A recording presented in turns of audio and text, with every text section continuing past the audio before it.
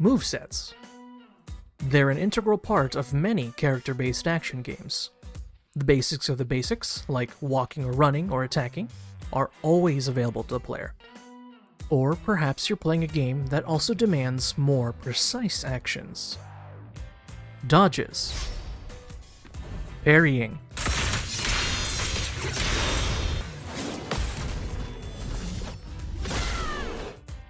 Combos.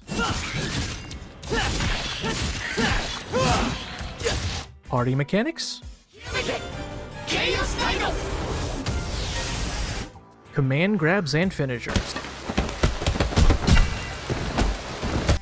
And so on. But beyond our love of the interactivity, some movesets have a story to tell about their life lived. Students and teachers, friends and rivals, emotional disposition and personality.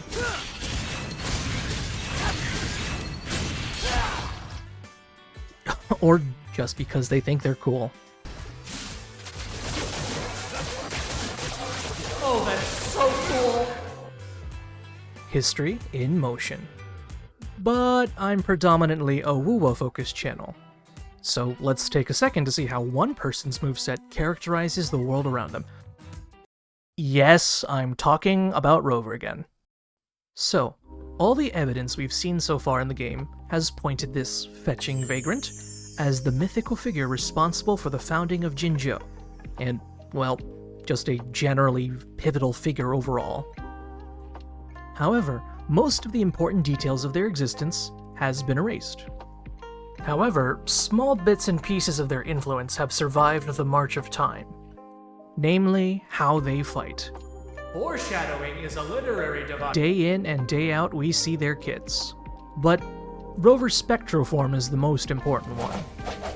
We can see that they use general swordplay augmented by telekinetic powers, namely to throw their blade as a means of extending their range, movement, and power.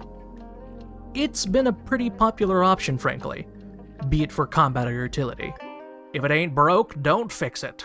They gotta find a use for all those 2-star weapons they find.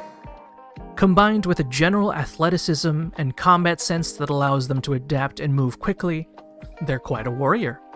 In fact, as an influential figure in Jinzhou's past, people would have taken cues from them, or even learned directly from them. The Midnight Rangers are actually the clearest example of this. Some of the infantry demonstrate a similar overhead slash and double slash, as you can see in Rover's Havoc form.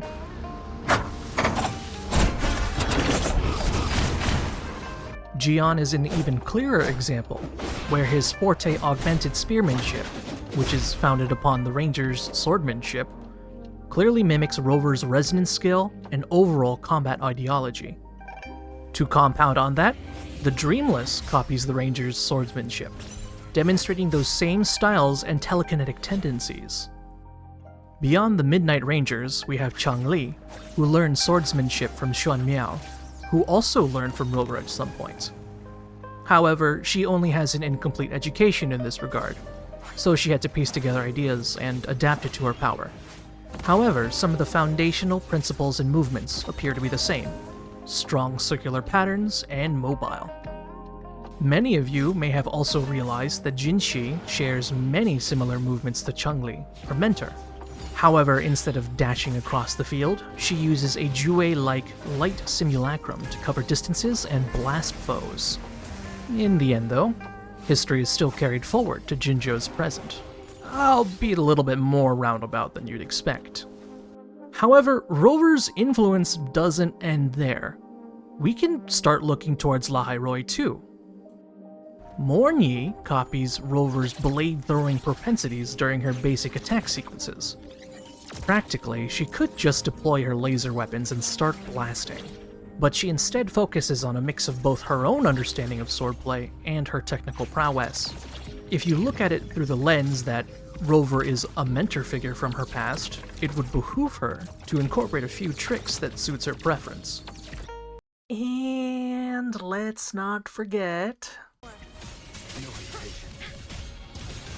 The end has come. Right.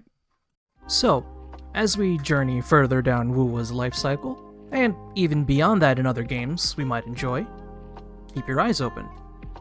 Maybe we can find some neat little details that help enrich whatever we play. Until next time.